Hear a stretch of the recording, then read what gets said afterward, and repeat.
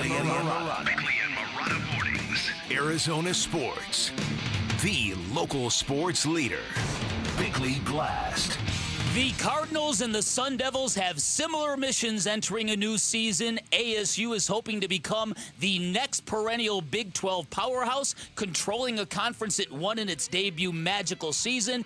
And now is the time for the Cardinals to seize control of the NFC West for the coming years. Look at the competition. The window is arguably closed in San Francisco, where the 49ers roster is number one in dead cap dollars. Matthew Stafford might be effectively done as an NFL quarterback, a 37-year-old veteran dealing with back issues, and from my viewpoint, the Seahawks are nothing special. And in the NFL, winning your division is one of the most overweighted prizes in sports, where you are guaranteed a home playoff game regardless of your overall record. Remember, the Seahawks once hosted and won a playoff game with a 7-9 record, while the Cardinals went to the Super Bowl after winning the division with a 9-7 record. And the current state of the NFC West seems as wide open as it was when the Cardinals went back-to-back division titles under Ken Whisenhunt. So now is the time and the momentum and the moment to seize. The Cardinals have the roster, the momentum, and the team chemistry, and they better have enough quarterback or we are all in for a really big letdown. All right, today's Bickley Blast brought to you by my great friends at Chapman BMW. Make luxury attainable. Find them online at chapmanbmw.com. Yeah, I mean, you kind of, I don't want to say catch your second wind here, but, this is kind of, you kind of put the bow on preseason with the games there with the third game.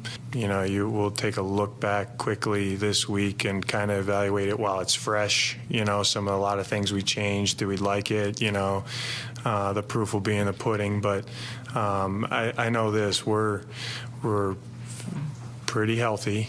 I feel good about the development, and I feel really good about roles being defined. So that was kind of the goal for me, the 3 goals in camp. Could we always have a guy take a little bit bigger jump? Yes. Could we always be a little bit healthier? Yes. Could roles be defined a little bit more? Yeah, probably. But I feel with those 3 aspects of, from the start of training camp a month ago, I feel pretty good about it. So, but now it's there's still a lot of work to do before week 1. Jonathan Gannon yesterday speaking with the media on finally getting to prepare for a real game. Preseason is over.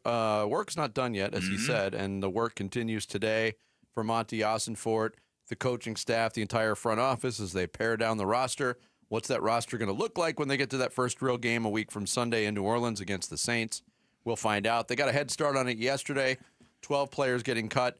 Most notably, quarterback Clayton Tune. And we talked about that, and I don't want to dwell on it, but the timing of that cut, does that indicate that there's no interest in bringing Clayton Tune back to the practice squad? It would feel that way to me. Yeah. It would feel that way to me, that I think that the backup quarterback, there was never a battle for the backup quarterback. When you signed Jacoby Brissett, you've kind of ramped up who you have as a backup. And so I think it's sort of a hard exit for Clayton Tune.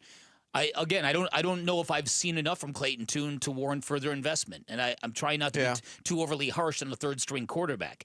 I just think that everything about the Arizona Cardinals now has to be done and has to be viewed under the prism that this is the time. They've been granted a very long rebuild period based on NFL standards. And so you're going into year 3 with a regime that is still very well regarded in the Valley. And this is, as much as ASU wants to take control of the Big 12, this is exactly the right time for the Cardinals to do the exact same in the NFC West. Because if things go according to plan, they're going to get a better Kyler Murray because they've surrounded Kyler Murray with everything you could ask for if you were a quarterback. Yeah, I think it's an interesting parallel between the two. Obviously, being in a college football conference is far different from being in a division in the NFL, but there's some similar ingredients. I think the Big 12, top to bottom, we've talked about it. It's very deep. It's not top heavy. But I think the landscape is pretty similar in the NFC West for the Cardinals. And when you look historically, at least recent history with this franchise, when regimes have got to year 3 together, the results have been pretty good for the Cardinals. Yeah. Cliff Kingsbury's best year, third year. Bruce Arians' best year, third year. Yeah, and you talk about possibilities as it applies to ASU. With all due respect to the quality depth in the Big 12, there was a time when Texas and Oklahoma were perennially the teams at the top of that conference. So it's certainly doable. Mm-hmm. So that's out there for ASU. If they can reach that level of recruiting annually and interest and money, there's nothing that can hold them back, in my opinion. And the same thing with the Cardinals. This is a unique time in the division. It's fluctuating. There are people who look at the 49ers and think, okay, you know what? They've got the easiest schedule in the division, and they've had a lot of time off. Didn't make the playoffs last year, so they're a team that's ready to regenerate. Then there's people who look at them and their roster losses and all that dead money they got on their salary cap and go, they're acting like a team that's window is closed. Well, Putsy Pete over here has got him as like the third best team or whatever. Putsy Pete? Got him as my 1 seed in the NFC. Right. Well, but again, it doesn't mean you're wrong. Right. But it means when you look at this division, it's wide open. Yeah. It's wide open. I left out Ken Wisenhunt on that year 3 thing, by the way. They made the Super Bowl in year 2, but their third year was their best win-loss record. Mm-hmm. Yeah, when you mentioned the back-to-back division championships. Right. Okay. So there you go. Year 3. Mark it down. Year Cardinals 3. are going to the playoffs. Well, if they win the division, they are. It's guaranteed. And if they're truly on a ladder and of ascension, their only way to get better this year is to win a couple more games. And if they win a couple more games, they'll make the playoffs with 10 wins or whatever. They have got to take control by beating their division mates first and foremost. I still think it's silly, and a lot of realignment talk in sports now is based on baseball and what could be in the future for baseball and these sweeping changes. I still think it's silly in the NFL that there's so much importance put on division games, yet it's only 6 of your 17 games. It's pretty ridiculous. That's why this is one of the issues with the NFL that a lot of people have.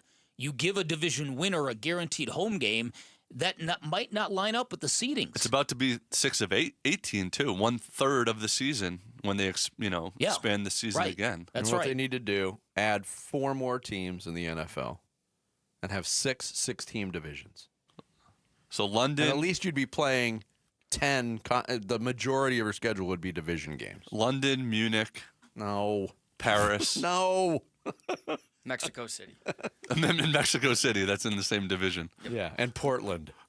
Yeah, there you go. Where would the NFL even expand? They want a team in Germany and London, from what I've heard. But I mean, domestically, where would they expand? San Diego. Yeah. I'm still annoyed.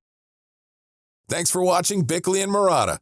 Click to see the latest Bickley Blast and hit the button in the middle to subscribe to Arizona Sports.